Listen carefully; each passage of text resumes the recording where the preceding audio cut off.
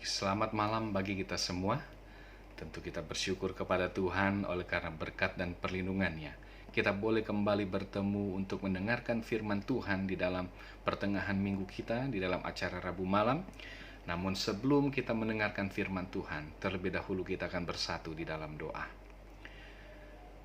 Bapa kami yang bertahta di dalam kerajaan surga, saat ini kami sedia mendengarkan firman Tuhan. Biarlah Roh Kudus-Mu boleh menguasai hati dan pikiran kami sehingga apa yang akan kami dengarkan dapat kami mengerti dan kami disanggupkan untuk bisa menghidupkan firman ini di dalam kehidupan kami.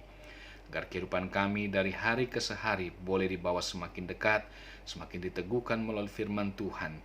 Agar dengan demikian kami boleh dipersiapkan di dalam menanti kedatangan Yesus yang kedua kali yang tidak akan lama lagi segera datang menjemput kami masuk ke dalam kerajaan surga. Inilah yang menjadi doa dan harapan kami. Di dalam nama Tuhan Yesus kami telah berdoa. Amin. Baik, tentu kita bersyukur kepada Tuhan karena berkat perlindungannya masih boleh menyertai kehidupan kita. Dan pada malam hari ini kita akan mempelajari satu firman Tuhan yang terambil dari kitab 1 Raja-Raja pasal yang ke-17. Ini adalah kisah mengenai kehidupan Nabi Elia. Namun sebelum kisah ini tertulis, kita akan melihat sedikit ke depan dalam 1 Raja-Raja pasal yang ke-16 di bagian akhir. Bagaimana itu adalah kisah tentang Ahab, dia menjadi raja atas Israel. Di dalam ayat yang ke-29 dikatakan Ahab anak Omri menjadi raja atas Israel dalam tahun ke-38 zaman Raja Asa. Dan dikatakan Ahab bin Omri melakukan apa yang jahat di mata Tuhan lebih daripada semua orang yang mendahuluinya. Dikatakan apa? Bahwa dia mengambil pula Isabel. Dikatakan seakan-akan belum cukup ia hidup dalam dosa-dosa Yerobeam bin Nebat, maka ia mengambil pula Isabel anak Etbal, raja orang Sidon menjadi istrinya, sehingga ia pergi beribadah kepada Baal dan sujud menyembah kepadanya. Ini adalah awal daripada kehancuran Raja Ahab.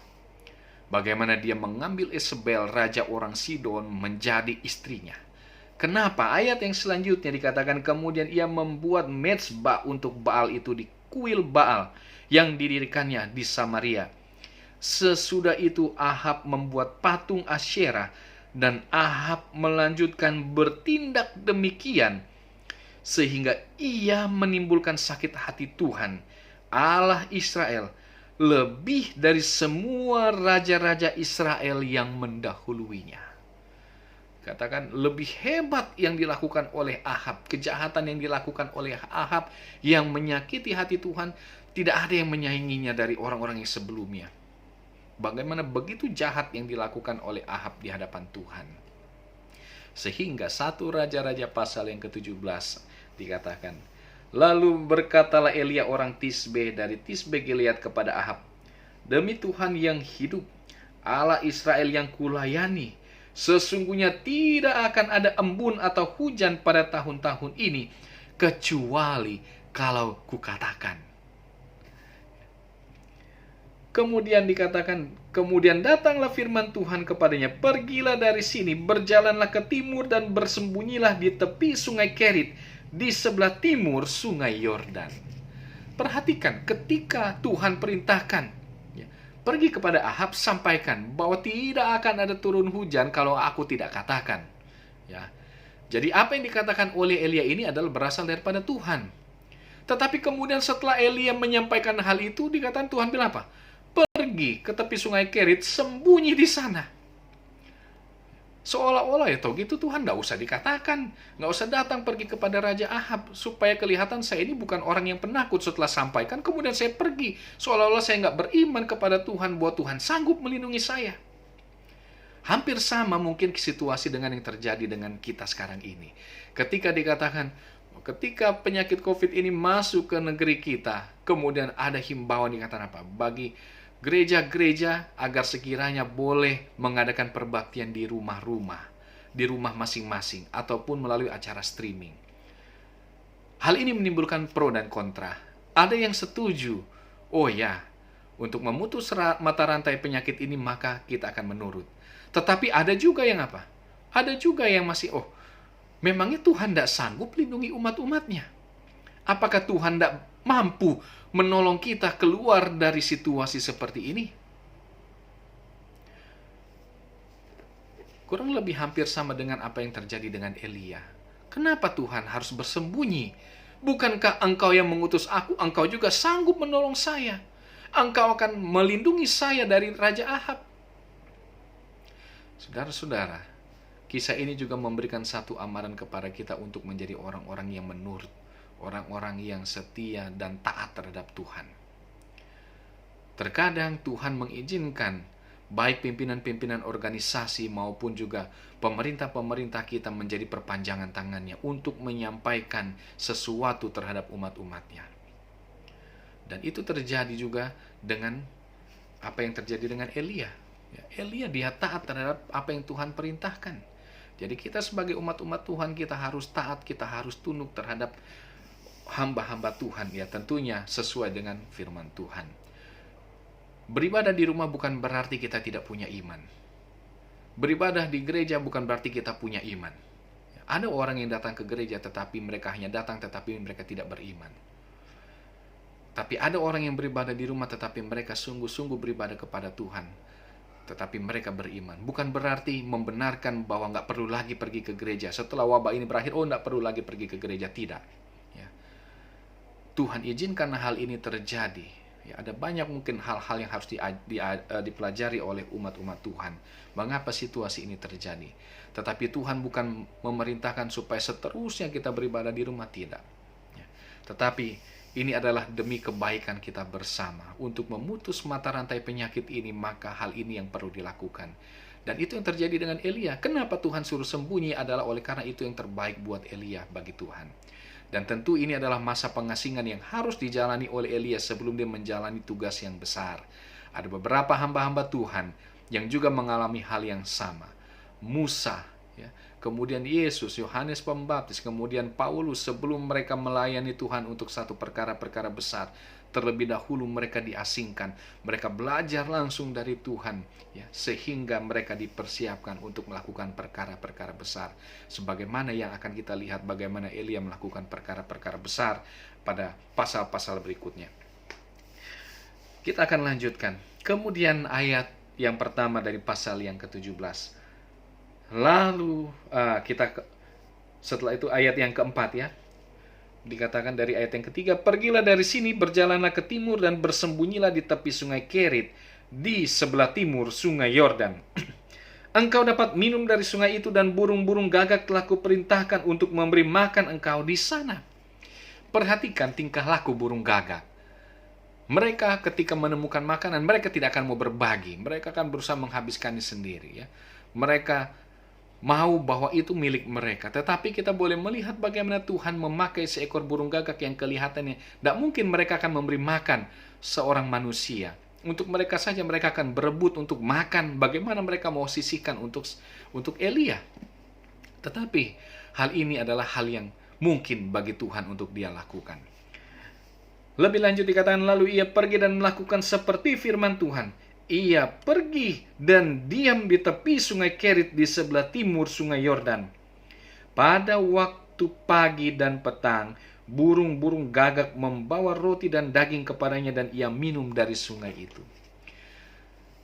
Ketika dia disuruh pergi mengasingkan diri ke tepi sungai Kerit, dia akan berpikir, apa yang akan saya makan di sana?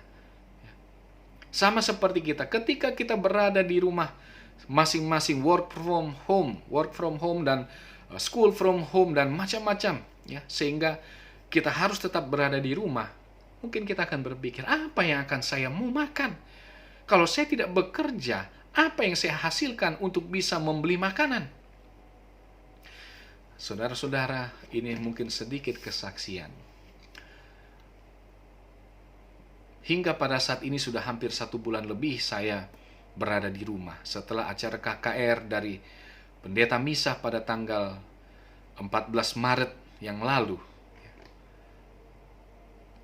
Kami tidak pergi keluar rumah oleh karena setelah KKR kami semua mungkin terlalu lelah, setiap malam harus pulang sampai tengah malam. Sehingga kami putuskan untuk beristirahat hingga akhirnya keluar satu himbauan untuk tetap berada di rumah. Dari saat itu saya bilang ke istri saya, mari kita sediakan makanan kita. Ya, jadi kami beli beras, kami beli bahan-bahan pokok untuk kami tetap survive di rumah. Walaupun kami tetap berada di rumah, kami punya bahan makanan untuk kami bisa makan.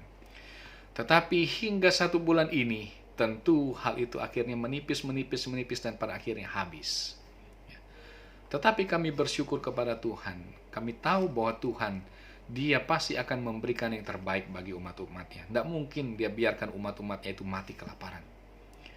Sehingga dari hari ke hari ada orang yang berbaik hati. Ya, baik orang tua saya maupun juga anggota-anggota jemaat yang terus memberikan bantuan kepada kami sehingga ada terus makanan di rumah kami. Dan pada hari ini, pada waktu istri saya pergi keluar, mau beli bahan lagi untuk makanan, dan ternyata di tukang sayur habis. Ya, kebetulan saya suka mau makan tempe dan tahu, dan istri saya tahu itu, sehingga pada waktu pagi dia pergi, dia temukan bahwa semua itu sudah habis. Dia katakan, sudah habis, terlambat sepertinya kita beli. Ya. Kemudian setelah dia pulang, kemudian saya lakukan aktivitas di rumah seperti biasa. Tidak lama tiba-tiba ada ketukan di pagar kami. Dia ketuk-ketuk dan saya lihat, ada Gojek datang. Waktu saya keluar, dia katakan, betul Bapak Andi? Oh iya, ini saya sendiri, saya katakan. Ada kiriman. Dari mana? Ya, ada seorang ibu, dia mengirimkan kepada kami makanan.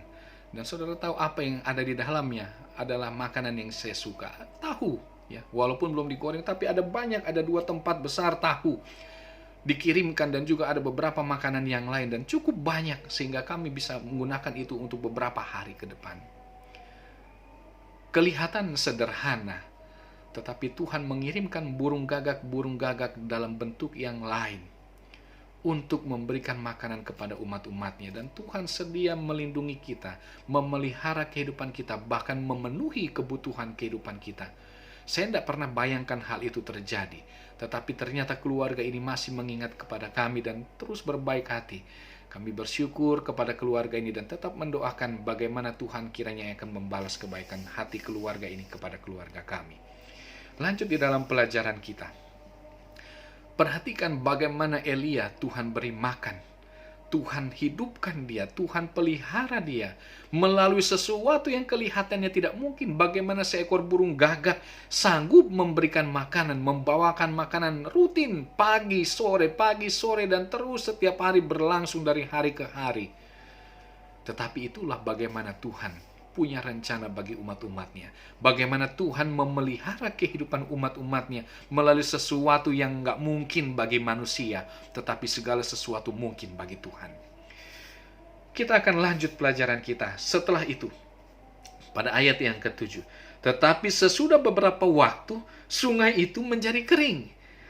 Sebab hujan tiada turun di negeri itu, hingga akhirnya berimbas juga kepada sungai itu.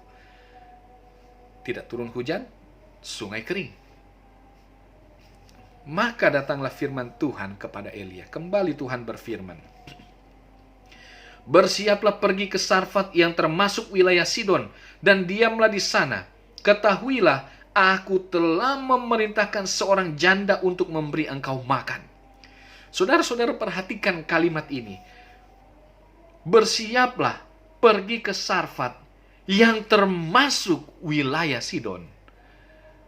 Perhatikan, siapa yang berasal dari Sidon? Ya, Isabel. Ya. Istri dari Raja Ahab berasal dari Sidon. Ya. Dia lari dari Raja Ahab, tetapi dia pergi ke tempat asal istrinya. Dekat wilayah Sidon, masih dalam wilayah Sidon. Ya. Kalau dia mau bersembunyi, maka dia akan pergi ke satu tempat yang akan jauh daripada 2 orang ini. Tetapi ternyata dia pergi mendekat kepada salah satu tempat asal daripada kedua orang ini, ya, di Sidon. Kemudian dikatakan, sesudah itu ia bersiap lalu pergi ke Sarfat. Setelah ia sampai ke pintu gerbang kota itu, tampaklah di sana seorang janda sedang mengumpulkan kayu api. Ia berseru kepada perempuan itu, katanya, cobalah ambil bagiku sedikit air dalam kendi supaya aku minum. Ya. Ketika perempuan itu pergi mengambilnya, ia berseru lagi, cobalah ambil juga bagiku sepotong roti. Ya. Nah, kita lihat ini bagaimana Elia, dia menyuruh seorang perempuan ambil minum, dan dikatakan juga ambil sepotong roti baginya. Tetapi dengan perempuan itu menjawab, demi Tuhan Allahmu yang hidup, sesungguhnya tidak ada roti padaku sedikit pun, kecuali segenggam tepung dalam tempayan, dan sedikit minyak dalam buli-buli. Dan sekarang aku sedang mengumpulkan 2-3 potong kayu api, kemudian aku mau pulang dan mengolahnya bagiku dan bagi anakku. Dan setelah kami memakannya, maka kami akan mati. Itu makanan terakhir. Dikatakan apa? Dia kumpulkan kayu supaya dia bisa makan. Dia bisa gunakan bahan terakhir yang dia punya untuk makan. Lalu setelah itu dia nggak tahu lagi mau makan apa. Kalau memang mau mati, ya sudah mati sudah. Karena kami tidak punya apa-apa lagi. Inilah yang terakhir yang kami miliki. Jadi kalau kamu mau minta, ya tega nggak kamu mau minta? Ini makanan terakhir kami. Kurang lebih begitu. Ya. Kemudian dikatakan apa? Tetapi Elia berkata kepadanya, janganlah takut, pulanglah, buatlah seperti yang kau katakan. Seperti yang kukatakan, tetapi buatlah lebih dahulu bagiku sepotong roti bundar kecil daripadanya dan bawalah kepadaku. Kemudian barulah kau buat bagimu dan bagi anakmu. Sebab beginilah firman Tuhan Allah Israel, tepung dalam tempayan itu tidak akan habis dan minyak dalam buli-buli itu pun tidak akan berkurang sampai pada waktu Tuhan memberi hujan ke atas muka bumi ini. Jadi Elia berfirman, dia sampaikan bahwa tepung itu nggak akan habis, minyak itu nggak akan habis sampai dikatakan apa? Turun hujan ke atas bumi ini, sehingga dikatakan apa? Dia bisa mengusahakan kembali makanan bagi dirinya. Karena tidak turun hujan, tanah itu dilanda kekeringan yang hebat. Semua tumbuhan mati, semua tanaman mati, tidak ada lagi makanan yang bisa untuk dimakan. Tetapi dikatakan sebelum itu terjadi, sebelum hujan itu membasahi bumi ini supaya tumbuh-tumbuhan untuk bisa dimakan, maka tepung dalam tempayan itu tidak akan habis, minyak itu tidak akan habis untuk engkau gunakan makan untuk kehidupanmu. Kemudian dikatakan, lalu pergilah perempuan itu dan berbuat seperti yang dikatakan Elia. Maka perempuan itu dan dia serta anak perempuan itu mendapat makan beberapa waktu lamanya. Tepung dalam tempayannya itu tidak habis dan minyak dalam buli-buli itu tidak berkurang, seperti firman Tuhan yang diucapkannya dengan perantaraan Elia. Sesudah itu anak dari perempuan pemilik itu jatuh sakit, dan sakitnya itu sangat keras sampai tidak ada nafasnya lagi. Kata perempuan itu kepada Elia, apakah maksudmu datang kemari, ya abdi Allah? Singgahkah engkau kepadaku untuk memperingatkan kesalahanku dan untuk menyebabkan anakku mati? Jadi seperti yang seperti yang dikatakan Elia, dia sudah lakukan. Tetapi kemudian dikatakan didapati bahwa pada akhirnya anak perempuannya mati. Kemudian dia datang kepada Elia, apa engkau datang hanya untuk mengingatkan kepadaku atas apa yang telah kulakukan selama masa hidupku? Kesalahan-kesalahan, dosa-dosa yang telah kulakukan, yang pada akhirnya menyebabkan anakku harus mati. Tentu baru merasakan satu sukacita oleh karena berkat yang dinikmati oleh perempuan ini. Datang satu hal lagi yang tidak mengenakan, yang tentunya sangat mengganggu kehidupannya. Tetapi pada ayat yang berikutnya, ayat yang ke-19, kata Elia kepadanya, berikanlah anakmu itu kepadaku. Elia mengambilnya dari pangkuan perempuan itu dan membawanya naik ke kamarnya di atas dan membaringkan anak itu di atas tempat tidurnya.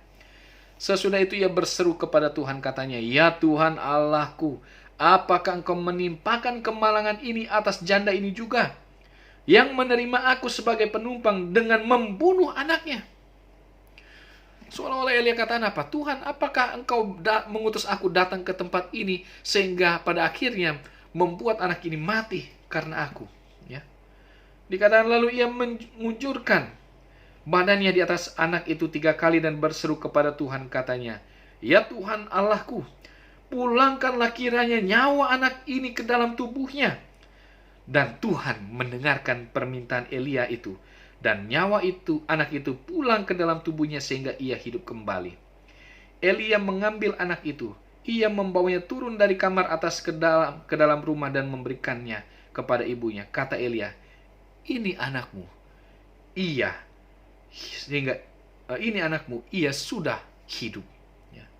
Kemudian kata perempuan itu kepada Elia, sekarang aku tahu bahwa engkau abdi Allah dan firman Tuhan yang kau ucapkan itu adalah benar. Saudara-saudara, ketika kita menghadapi situasi seperti sekarang ini, ketika wabah terjadi di negeri kita menyebabkan kita harus berada di dalam rumah, kita mungkin harus kehilangan pekerjaan kita harus kehilangan mata pencaharian kita harus kehilangan sumber untuk kita bisa hidup. Tetapi jangan lupa bahwa Tuhan senantiasa memelihara kehidupan umat-umatnya. Kesaksian yang saya alami tadi mungkin adalah satu hal biasa yang tidak besar, tetapi itu sangat berarti bagi keluarga kami.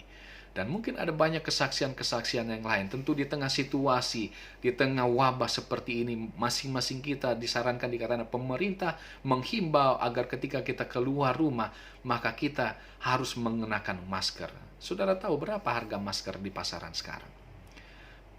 Bahkan saya kenal seseorang yang menjual masker, yang saya kenal menjual dengan harga yang cukup mahal. Ya. Tetapi saya katakan kepada istri saya, kalau kita beli satu box itu dengan harga sekian ratus ribu, berapa lama kita akan pakai? Kemudian kita harus beli lagi kalau masa ini terus berlanjut, berapa lama kita akan survive untuk bisa membeli masker ini? Tetapi saya bersyukur kepada Tuhan, karena Tuhan kembali mengutus orang-orang, ataupun Tuhan kembali mengirimkan burung-burung gagak yang lain untuk menolong kehidupan kami. Saudara, beberapa waktu yang lalu saya mendapatkan ini. Masker ini dikasih gratis bagi kami.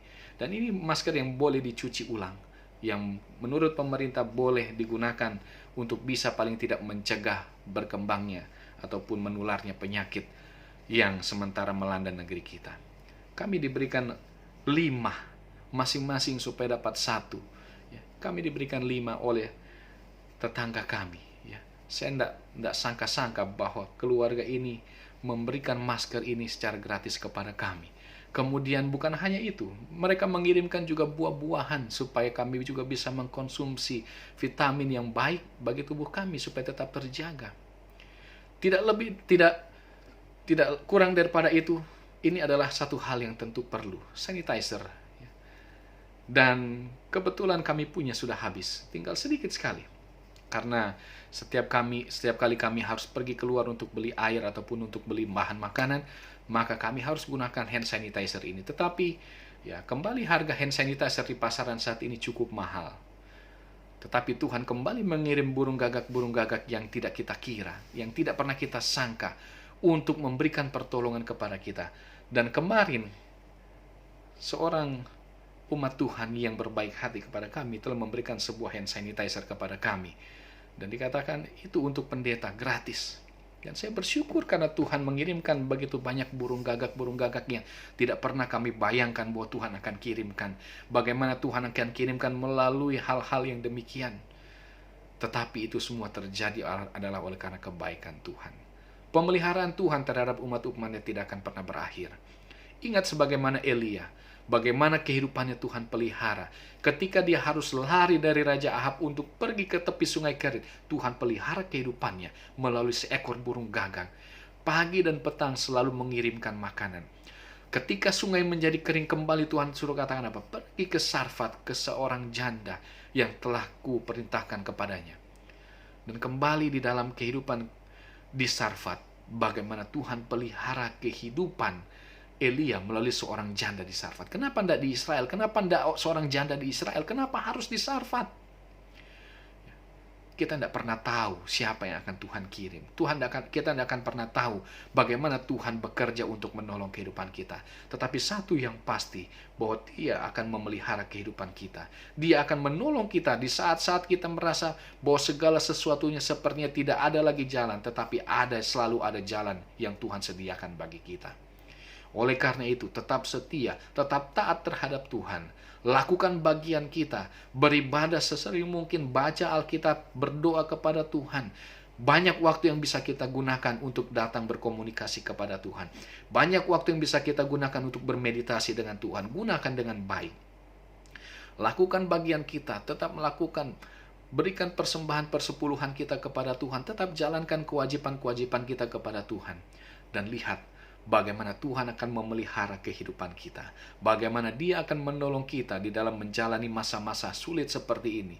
Tetapi umat-umatnya, dikatakan apa? Raja Daud, sebab aku senang dekat dengan Tuhan. Ya.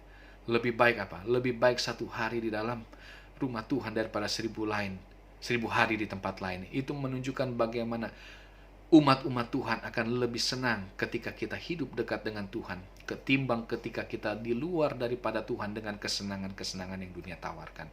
Oleh karena itu, biarlah firman Tuhan yang kita sudah dengarkan pada malam hari ini membuat kita menjadi umat-umat Tuhan yang tetap setia kepadanya, menjadi umat-umat Tuhan yang taat kepada perintah-perintahnya. Dan lihat bagaimana Tuhan akan memelihara dan melindungi kita. Bagaimana Tuhan akan memenuhkan segala keperluan dan kebutuhan kita di tengah-tengah situasi seperti sekarang ini. Kiranya Tuhan akan memberkati kita. Tuhan akan menolong kita untuk tetap setia kepadanya sampai kedatangannya yang kedua kali, menjadi doa dan harapan kita. Tuhan Yesus memberkati kita. Kita bersatu di dalam doa. Bapa kami yang bertahta di dalam kerajaan surga, kami bersyukur kepadamu melalui hamba-Mu Nabi Elia. Kami diingatkan kembali untuk menjadi umat yang taat dan setia kepada Tuhan. Apa yang Kau telah perintahkan, kami tahu itu adalah yang terbaik di dalam kehidupan kami.